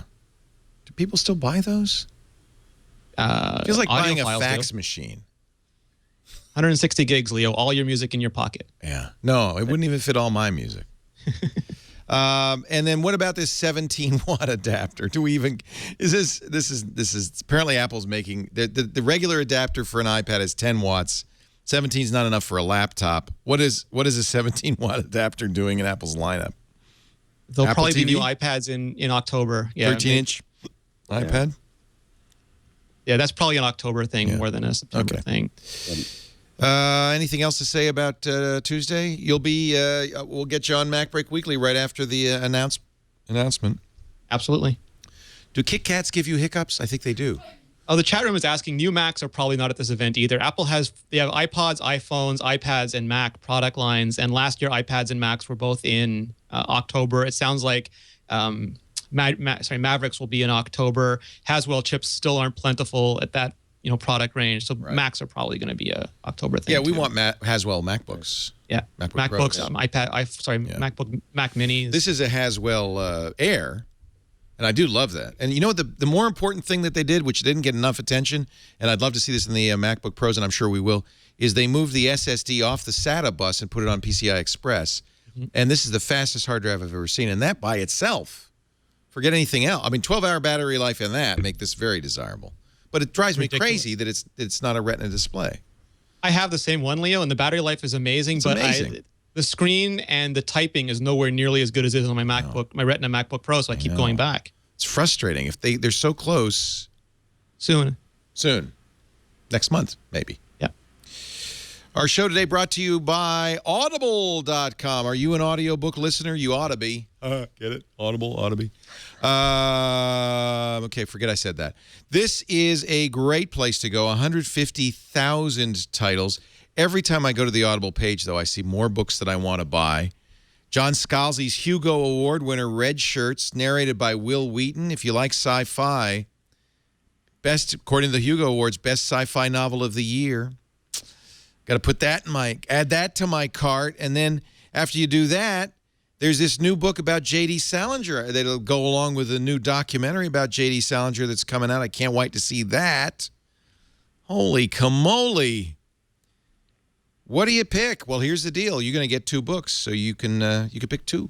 If you go to audible.com/twit2, that'll set you up for the platinum account. That's 2 books or 2 credits a month. Most books are a single credit. Are you watching that new Netflix show, Orange is the New Black? I love it.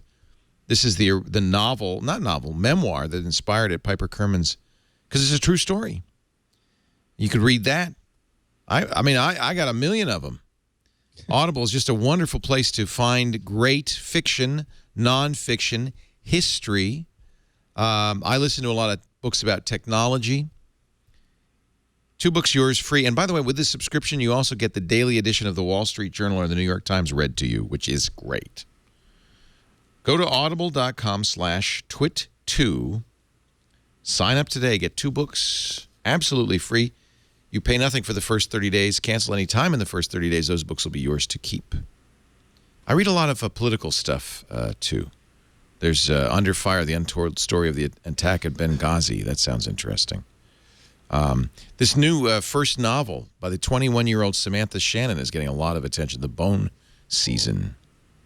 Did you read that, Chad? Yeah, I'm over halfway through. This is such a good book. She's 21. It's going to be a 7-book series. It's funny because I'm right at the point in the book where either it could start wrapping up to be like the end of the book and the end of the series, or like you could set up for the rest of the 7 books. Something's going to happen. And I'm just like, I so hope that this is a multi-book series. Sounds good. The year is 2059, and Paige Mahoney is a clairvoyant living in a dystopian London. The world that she creates is so good. There's these clairvoyant people. There's different levels of clairvoyance. There's card readers. There's like, it's such a great book. Doesn't it make you mad that a 21-year-old wrote yes, this? It really does. It really does. It's inspiring, Leo. It's inspiring. Oh, man. Oh, yeah, inspiring. That's it. Yeah, it's inspiring. It literally makes me want to keep cleaning my apartment so that I can just do something while listening to audiobooks. Oh, yeah. Well, that's what's great about Audible. You drive around the block an extra time. You sit in the driveway with the engine running. You do an extra half hour on the treadmill. I'm going to add this one to my cart, too. It is so good. Audible.com. Really? You really liked it? And I'm still loving it. And it's about 14 hours, actually around 15 hours. And every second of it is so good. I can't wait. And it's really fast-paced. It's not super slow, and you get right into the action. Audible.com/twit2. I'm looking for books to take. I'm taking vacation. And this will be one more twit with me next weekend, and then Sarah Lane's going to take twit in 2 weeks. Tom Merritt's going to take twit in 3 weeks, and Father Robert Ballister is going to take twit in 4 weeks. I'm going to be gone for 3 twits. But, hey, we got a deep bench now. I'm really pleased. We're going to have a great time. So I'm stocking up on books, downloading all my music and my books to my phone and stuff like that. You do the same. Audible.com/twit2. Hey, let's see. This would be a good time. Yes, I got to go get some more KitKat bars. So let's see what you missed if you missed this week on Twit. Previously on Twit. Twit Live Specials. It's the true companion for your note. Making sure you never miss your that. note. It's really isolated to the note. That's a disappointment. That's awful. There's a lot of people with S3s and S4s that would probably buy right into this. Windows Weekly. I don't know. You look at the world of today, and it's hard not to say Android has done to iOS what Windows did to the Mac. Why isn't Microsoft doing that? Well, Microsoft's doing the Apple thing. In fact, more and more it looks like Microsoft's restructuring is similar to Microsoft has Apple's. never succeeded at being Apple, Leo. That's the problem. Twit Live Specials. We wanted to take it up a notch, and we've done that with our holographic virtual set. It allows you to take a panoramic picture, and then you can take that image and create a virtual set. And I think we've got Leo Laporte. Hey, Kiki, in how San are you? Antonio as well. Wait a minute, she's over there. Twit. Put down the keg and tap the twit. Awesome. They're applauding because I had 5 KitKat bars in that time. It was a good week, wasn't it? You and NSFW had a great rap group, Turquoise Jeep. We'll have that in the next, publish that on Tuesday. That'll be awesome. Let's see what Tom Merritt has coming up in the week ahead. Tom? Hey, thanks, Leo. Here's a look at some of the stories we'll be keeping an eye on in the week ahead on Tech News Today. Monday, Cloud Beat Conference kicks off in San Francisco. Tuesday, September 10th, Intel IDF 13. Anything else going on? Oh, right. Apple has their big announcement. Probably going to get new iPhones and good-looking stuff, maybe some Retina MacBook Pros. Wednesday, September 11th is Patriot Day. Thursday, September 12th, Google is removing video responses on YouTube, so don't do any after that. LinkedIn opens to 13-year-olds and older. GeekWire Summit kicks off in Seattle. Also kicking off Thursday, September 12th, Derek, starring Ricky Gervais, begins streaming on Netflix. Friday, September 13th, Aereo comes to Chicago, and it's the anniversary of the launch of Super Mario Brothers in 1985. Ooh. That's a look at the week ahead. Back to you, Leo. Thank you, Tom Merritt. Tom Merritt and the TNT crew every Monday through Friday, 10 a.m. Pacific, 1 p.m. Eastern time on twit.tv for your daily dose of tech news. So what is that? They're killing video. Chad Johnson, my producer, also hosts our show on YouTube, This Week in YouTube. YouTube's killing video responses. Yeah, so that seems like a big part of YouTube. It really was. So back in the day, vloggers would upload a video, and then you could make a video in response to that video, and it would show up underneath, and you could easily... It's like a comment, but it's a little more than that. Right, and so they're getting rid of it, which is really, I mean, if anything else has been sort of a outline of where they want to go in the future, they don't like this whole social network stuff that's going on YouTube. That's terrible. Yeah, it's really kind of disappointing because that's how I got into YouTube is from making my own video responses, and it's completely gone. And they've been downplaying it for over 2 years now. They've been moving it lower and lower on the page.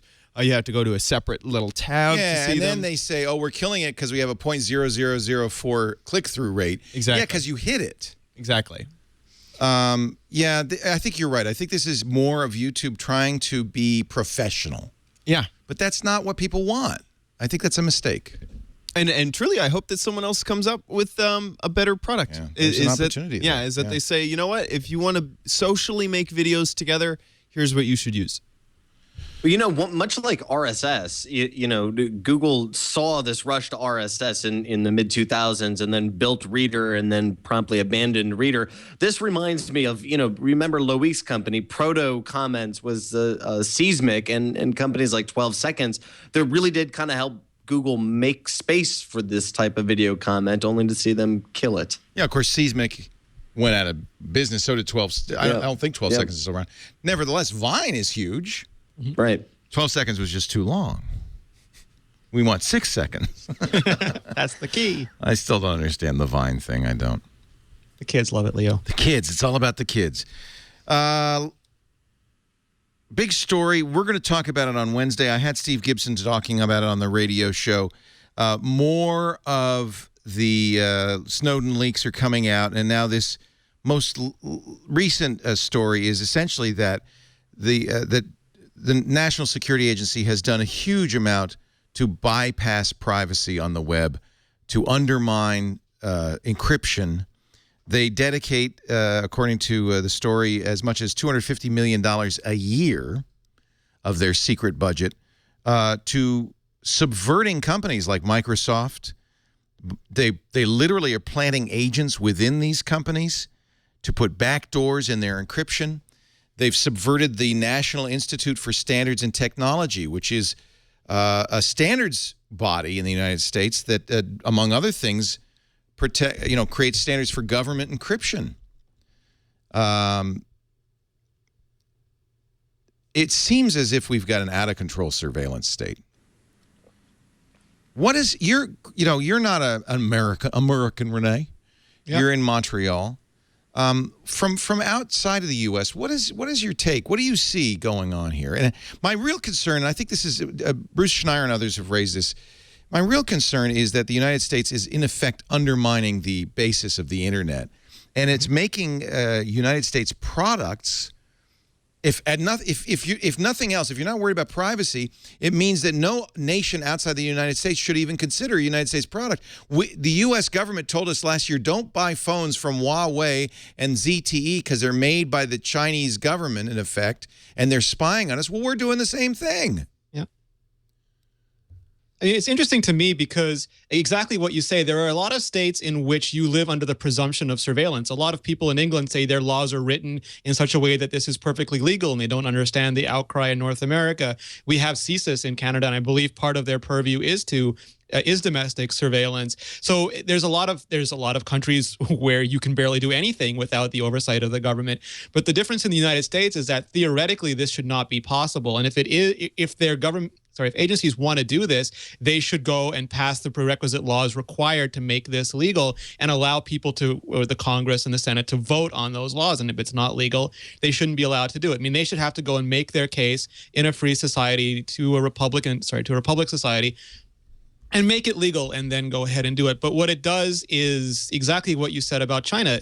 You can't have confidence in buying a Chinese device because you found spyware on the photography frame that you bought at the local Costco or whatever it is. And the same thing now is true. I believe that it's so badly broken that I'm just never going to trust any technology company or any technology product ever again, because it's the kind of trust that once broken, you can never get back. If they can lie about spying now, there's no point in them saying we've stopped doing it because you'll never believe them. And it undermines not only the internet, it undermines your faith in any product you use on any service ever for the rest of time. Bruce says it undermines the very fabric of the internet. It is doing huge damage. Now, Gibson came on and said, look, a lot of this is essentially link bait from these news agencies. He says, understand what's happening here. And Schneier says this too, the math is still good. Strong encryption has not been cracked.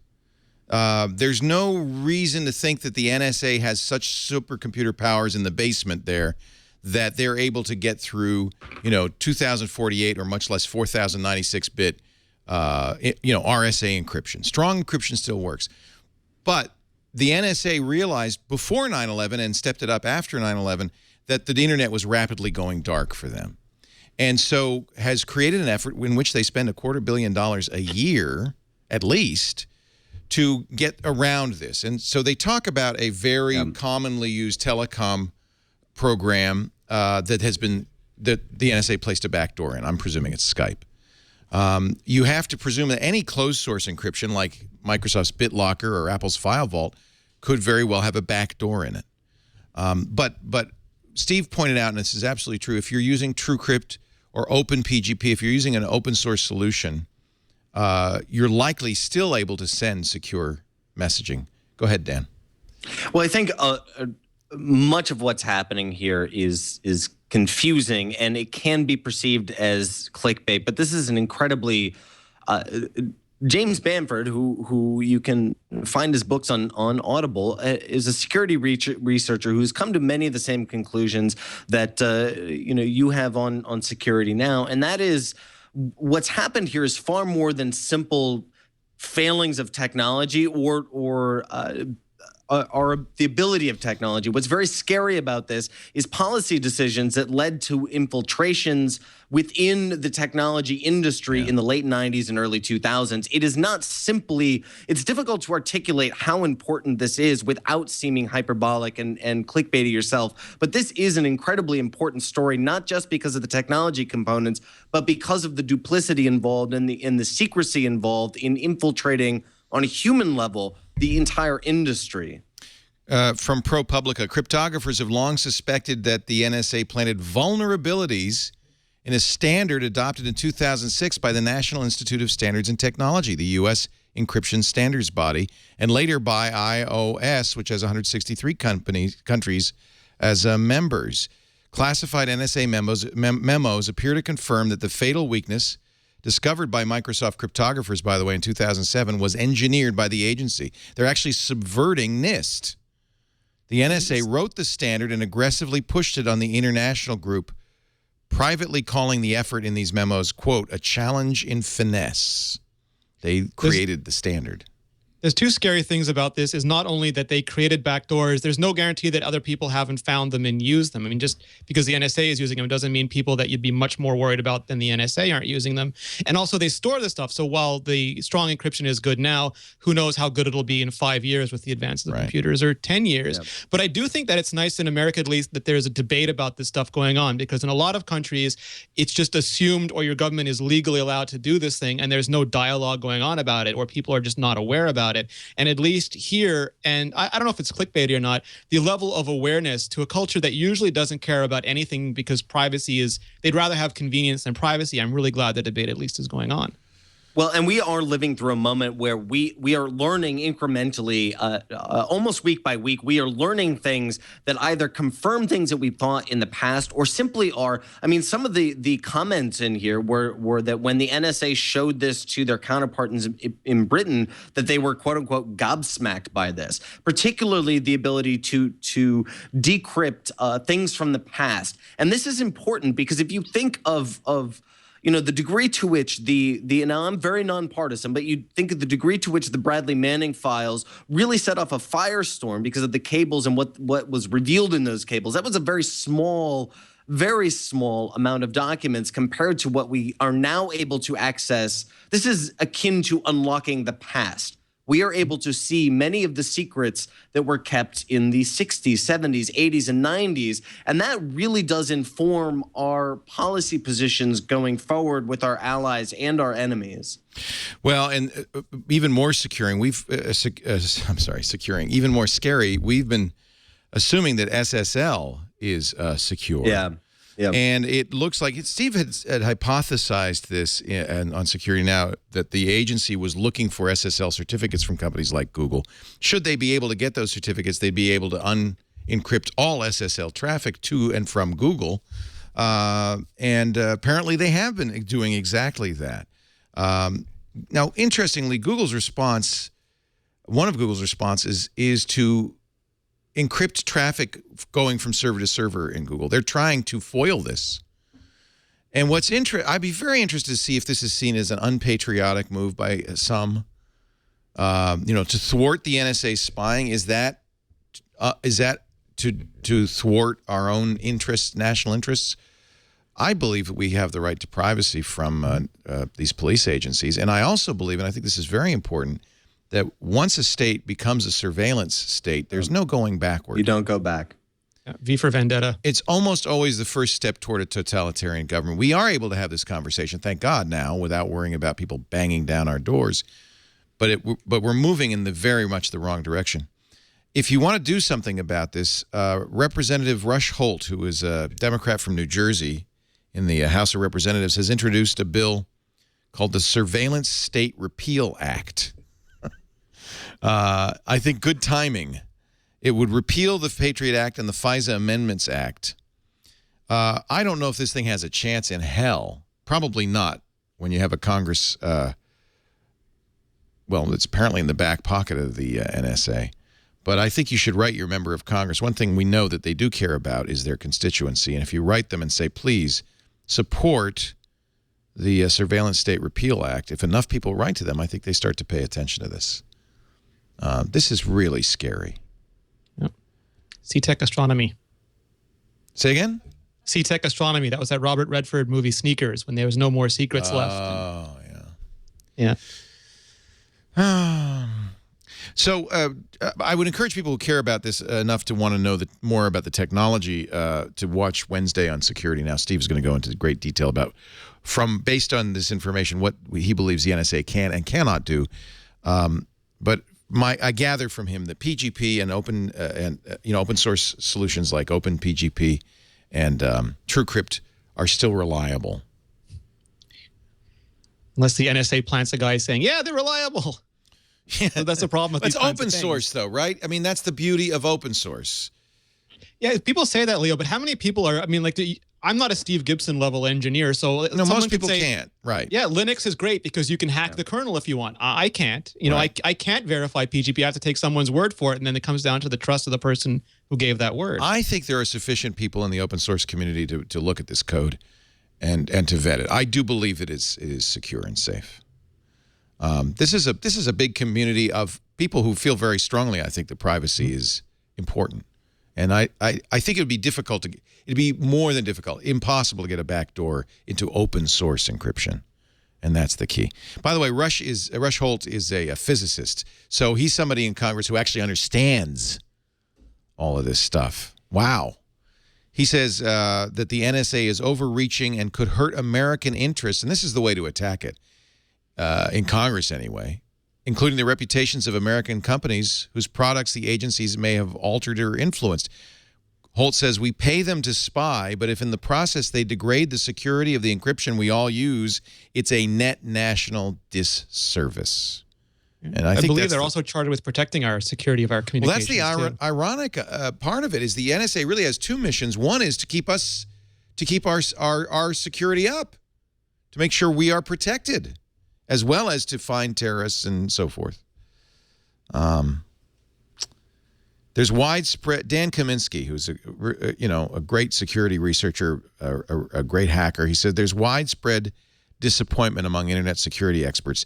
This has been the stuff of wild-eyed accusations for years. A lot of people are heartbroken to find out it's not just wild-eyed accusations. Sasha Meinrath, who's director of the Open Technology Institute, a research group in Washington, said the reports were a startling indication the U.S. has been a remarkably irresponsible steward of the internet. This is stuff that I've been covering the United Nations and politics for the last 7 years, and I've had all partisanship beaten out of me, and I'm not inclined to wear a tinfoil hat. Yet this is stuff, if you're interested in this, follow @Jack Rice on Twitter. He's a former colleague of mine who was in the CIA for years. And Jack generally is able to get rid of the FUD and get down to the brass tacks on issues. And this is the kind of stuff that is as close to tinfoil hat reality as I can remember seeing in politics and government. It is legitimately frightening. Yeah, sad that we've gotten to that point. But it's not too late. Issue? It's not too late. Please write your member of Congress. Go to EFF.org. They always have great political action information, who to write to, how to write to them, how to make it work. I'm, at this point, we ought to be pretty damn glad that Edward Snowden did leak what he leaked, because, boy, the more we learn about this, the worse it's sounding. Moving on. Let's take a break. When we come back, we have a new Kindle, the Paperwhite. Shipping September 30th. I don't know, Amazon should do events. I think Jeff Bezos on stage could have some fun. He did. He did the Kindle HD event. That's right. Yeah. Why didn't they do an event for this? Well, anyway. Amazon also, and then people could ask him what he's going to do with the Washington Post. And Jessica Lesson writes that Amazon looks to be offering a free smartphone, even if you're not buying, not even subsidized, just free. We'll talk about the new Yahoo logo and more. GoToMeeting from HD Faces, our sponsor today. The folks at Citrix have created the best way to meet online. GoToMeeting. You've probably heard about it. It's been around for some time. Just gets better and better. One of the beauties of GoToMeeting is, every time you start a meeting, you'll get new features, new benefits.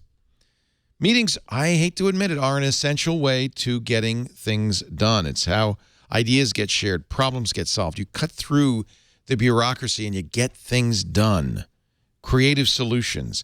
It's hard with the team spread out. Everybody's in different locations. We're all global now. We use GoToMeeting with HD Faces a lot, not just to present to clients, but to meet with colleagues. I know teams that keep GoToMeeting running all day. No matter where you're located, GoToMeeting allows you to share the same screen, making it easier to be on the same page. And with HD Faces, you see the other people you're meeting with. You need crystal clear HD video. What's cool is you can do this even on an iPad or an iPhone. In fact, you could present from an iPad. They'll see your picture. It's really cool. I want you to try it free, 30 days free. Go to meeting.com. Click that orange Try It Free button there and enter our offer code TWIT for 30 days free. Go to meeting.com. So let's see. Paperwhite, have anybody seen anything, played with it? What is new on the new Kindle paper? I like the first Paperwhite. It had a very nice glowing backlight that made it very legible. And unlike other Kindles, you could actually use it in the dark. Apparently, improved touchscreen, faster processor. Integration with Goodreads. Amazon purchased that. They now own both Shelfari and Goodreads, both of the big social reading networks. And there's a kid-friendly mode called Free Time. Yep. I don't know what that does exactly. I think that's similar to the Kindle Fire HD, where you can give a kid a specific amount of time that they can use things on the device. Hey, I want my kid to read as much as he wants. Yeah. I'm not sure I'd want Especially on a Paperwhite. You're reading too much, Charlie. Start playing more video games. $119 with advertisements, $139 without advertisements, available September 30th. So I like this story. I don't know, Jessica Lessin, who used to work at the Wall Street Journal and is apparently on her way to a new enterprise, has a blog right now, jessicalessin.com. She and Amira Fradi are writing some pretty good stuff. Initially claimed that they were going to do a free phone. Amazon's now saying, no, we're not going to do a free phone. Is it? But this is the challenge that Apple faces. Companies like Amazon and Google don't need to make money on the hardware, do they? It's what's the interesting thing is that Microsoft disrupted the entire industry with really cheap software a long time ago, and now Google's come in and they did free services because their business does not depend on services revenue. And the same way Apple devalued software on the App Store so that it was complementary and they could sell more iPhones and iPads, Google and Amazon are devaluing hardware, which is dangerous for Apple because that's how Apple makes all their money. And after cheap, the next step is free. And that's really interesting because a company like Apple can't go there, but Google and Amazon theoretically could. And it's not really a disruption because, things go in cycles and you can compete with free by having better, but it's a dangerous territory because very few other companies can afford. I mean, it's destroyed Microsoft's mobile business, right. Google's model. Yep. There you go. Now, this was a big story all week. Everybody was talking about this, and Amazon didn't comment initially, but today they said, no, we're not going to launch a smartphone this year, and if we did, it will not be free.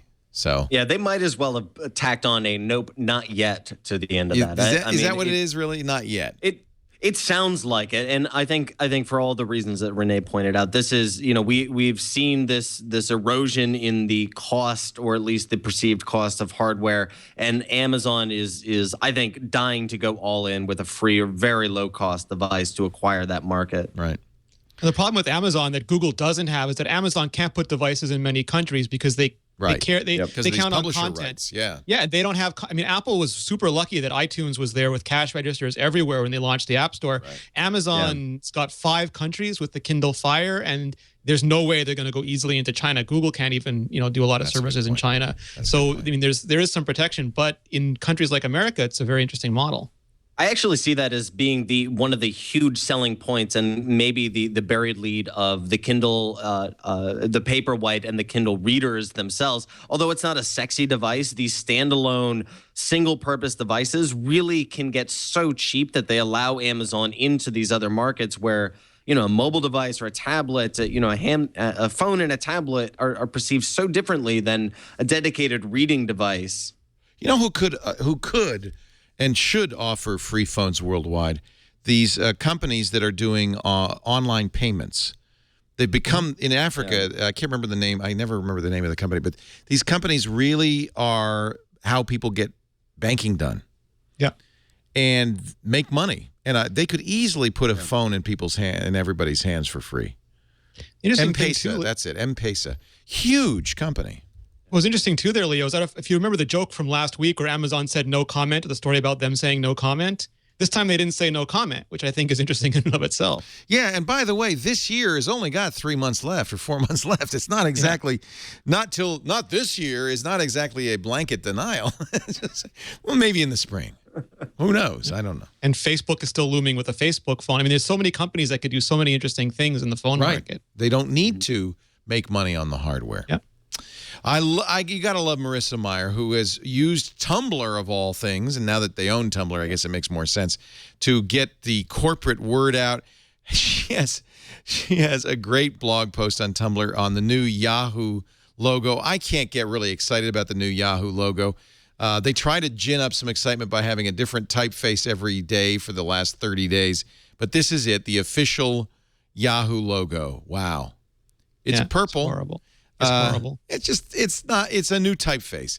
But I fell in love with it a little bit more because Marissa Meyer did a great blog post that is the ultimate in geeky blog posts. Right. She focused on the typography. I mean, that was a huge part of her post. I love this. But she didn't. She did everything but. I mean, this is offensive to designers, Leo, because she took a bunch of people put them in a room and thought that you could manufacture design by committee. If you took the same people and said, code the next version of Yahoo, or people would, they would come out with a useless product, but people would be offended. But design is equally as important to marketing and to development.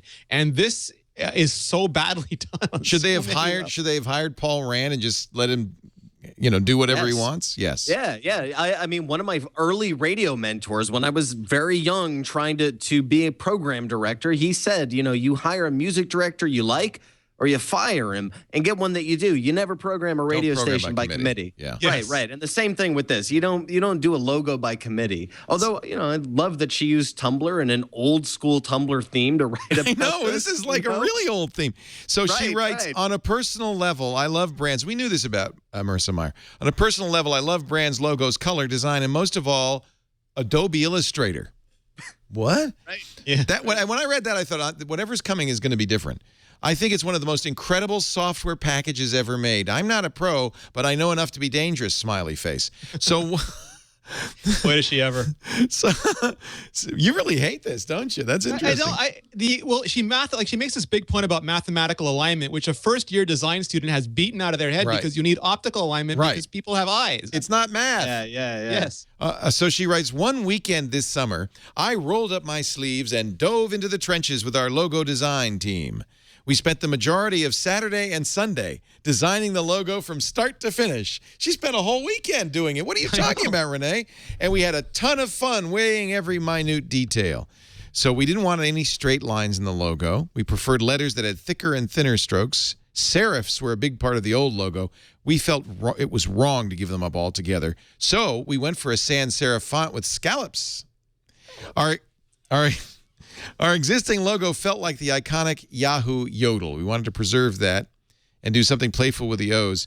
The funniest thing is that our last move was to tilt the exclamation point by 9 degrees to add just a bit of whimsy.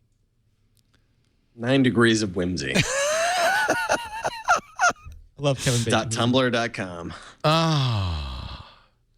So why don't you get a bunch of people in the room, let them run Yahoo for a weekend? Yeah.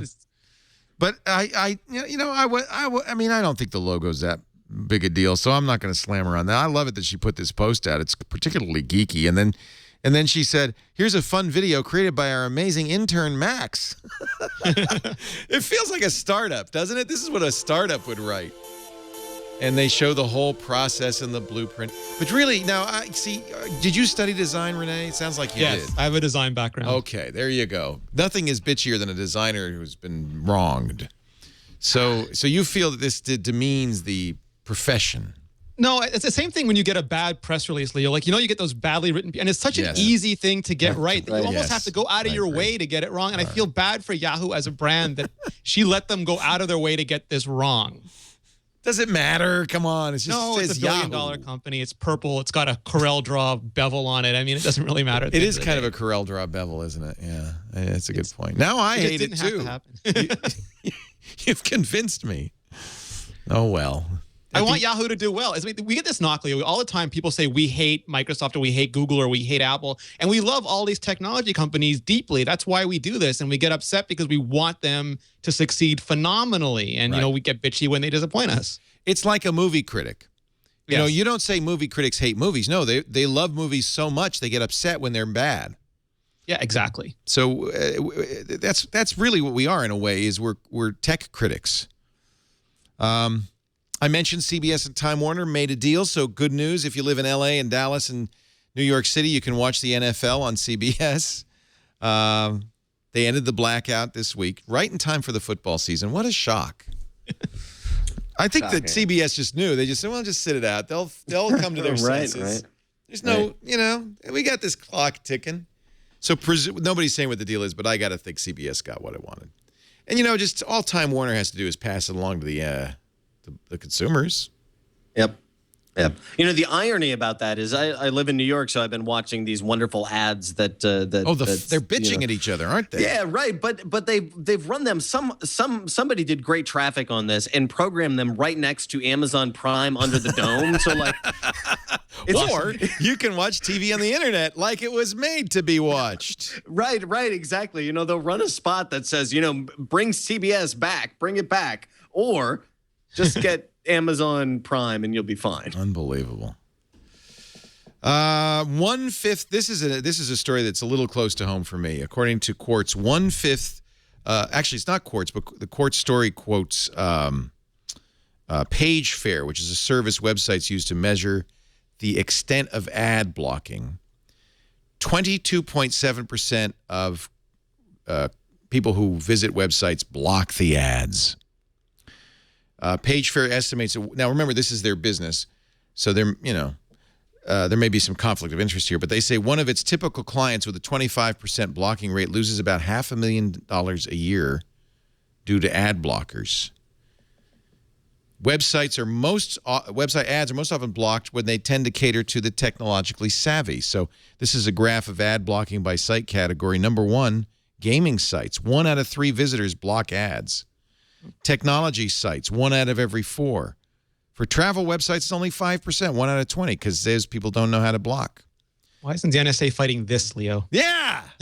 Well, what this does not address is there's certainly the integrated type of advertising that you do here on Twit, but this doesn't address native advertising that has been pioneered by BuzzFeed and Huffington Post. And by native advertising, that is the jargony industry, the media and advertising industry term for advertising that looks and sometimes is almost indistinguishable from the content that you will also find on these sites. And in fact, these companies in particular, but others as well, have started creating native advertising for other publishers, for other media publishers. And so although we are seeing this, at scale, of course, the cheap remaindered ads are blocked. Of course, this doesn't address the massive rise of native advertising and how that's influencing the content business as a whole.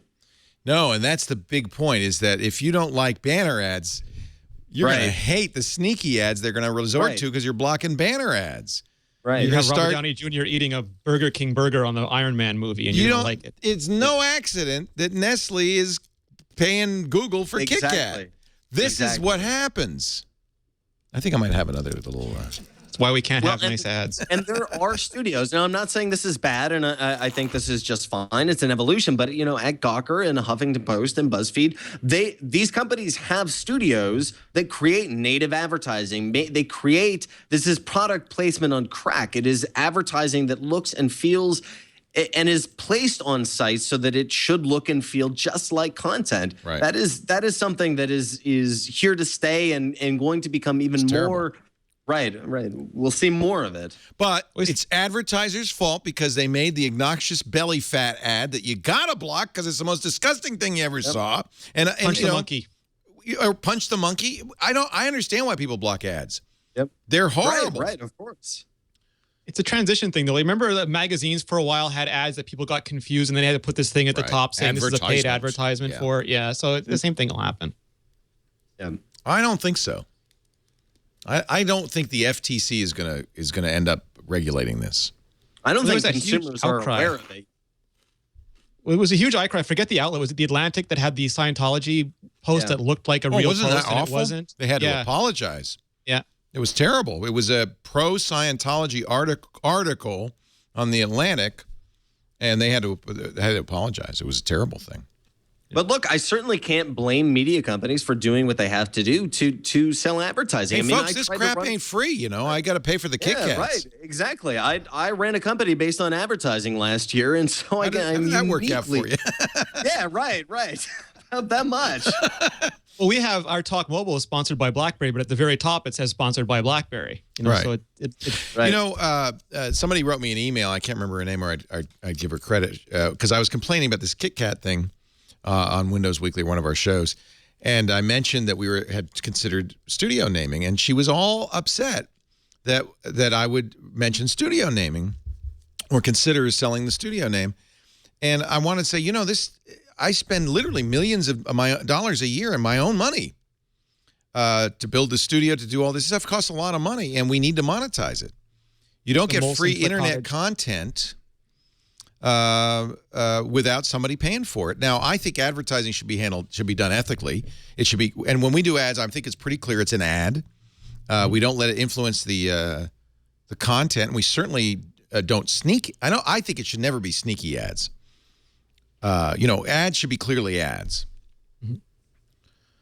But you know, if people block ads, something's gonna have to happen. Either these sites will shut down. We don't have Dan's podcast anymore, right?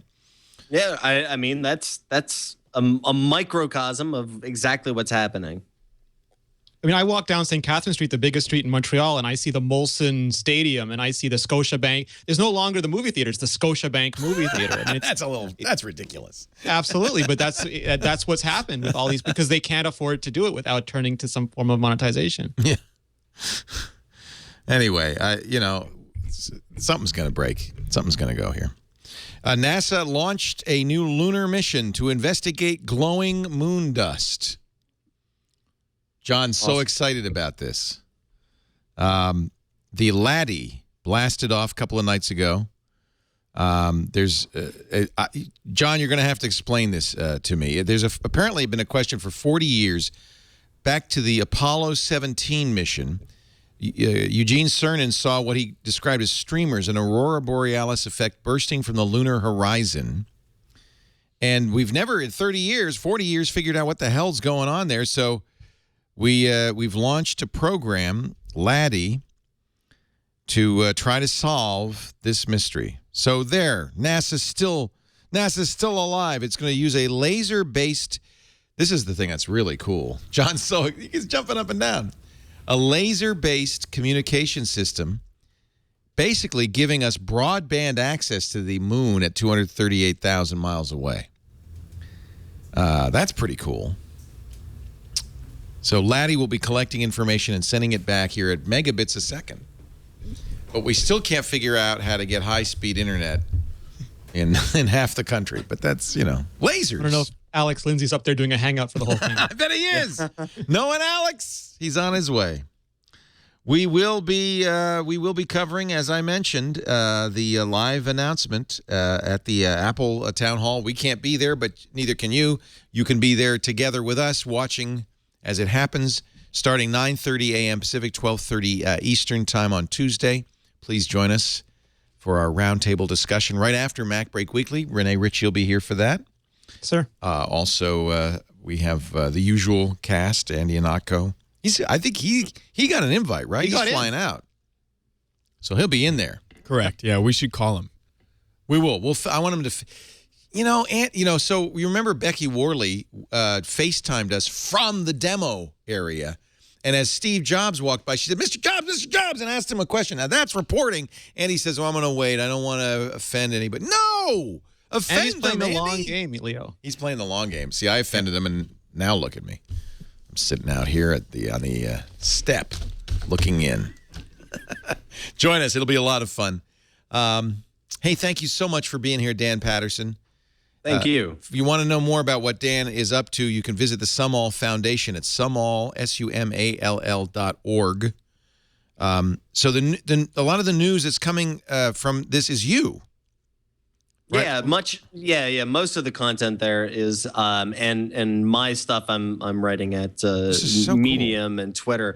But it is really this idea of maybe not explicitly subsidized journalism, but that's effectively what we're doing, and that is that we have access to data and we have the ability to analyze that data, and I have the ability to write about it, and so somebody should be doing that. So hopefully we can set some type of template where I'm writing about other fun stuff as well, video games and tech products for sure. But this is one way to say, all right, let's see if people really are into learning and understanding about the nuance of issues, not just the superficial, clickbait. Based on big data like this visualization of the Syria crisis timeline, based on you have United Nations casualty count cross-referenced with refugee count, trend volumes of tweets and Google Plus search or Google searches, most shared articles, the timeline of the war, and you've correlated this. This is fascinating stuff. I mean, the merging of big data with news reporting, just fascinating. Really cool. Thank you, Dan. I appreciate it. Well, hopefully we can continue to do more of that. So Sumall.org. And we'll have you back soon. At Dan Patterson on Twitter. Renee Ritchie, he's going to be with us on Tuesday. From imore.com. You will also be doing your own live coverage of the event. I don't want to undermine that. Where should they go to watch that? We have imore.com/iPhone-event. We've got a big super page up there, and we've been putting. I don't like to call them previews because nothing exists yet, so it's imagining the iPhone 5S. Will you have a live blogger in the hall? No, we will be doing meta coverage, which Apple can tell their own story. They're really good at it. So what we want to do is provide context, color, and analysis of what they're saying, just to make sure that it jives with what we understand to be regular person reality, and also how it fits into the bigger market. Well, we're doing meta coverage. So we're going to take all the meta coverage and we're going to cover that. It's like bidding $1 on Price is Right, Leo. You just scooped all of us. And you'll be one of the sources for the meta coverage. Great. It's great to see you again, Renee. And we'll have you for a Mac Break Weekly right after the announcement. Thanks, everybody, for joining us. We do Twit every Sunday afternoon, 3 p.m. Pacific, 6 p.m. Eastern Time, 2200 UTC on twit.tv. Please stop by and watch live. In fact, if you're in the Northern California area, we're in Petaluma, about an hour north of San Francisco. We love having a live studio audience, and we've got a great one today. All you have to do is email tickets at twit.tv and, wave, everybody, wave. And you can be a part of our live show and get KitKats. There's still a few left, by the way. Please take them away from me now. If you can't watch live, you can get it on demand after the fact. All you got to do is go to twit.tv or subscribe wherever podcasts are aggregated. John Slanina, you're waving at me. Nothing to say? Or you wanted a KitKat. I'm sorry. No, he's our applause sign. I got to feed him. Yeah, there you go, John. All right. Thanks for joining us. Ready, everybody? We'll see you next week. Another Twit is in the can. Yeah, see? That's what John does. He's our announcer.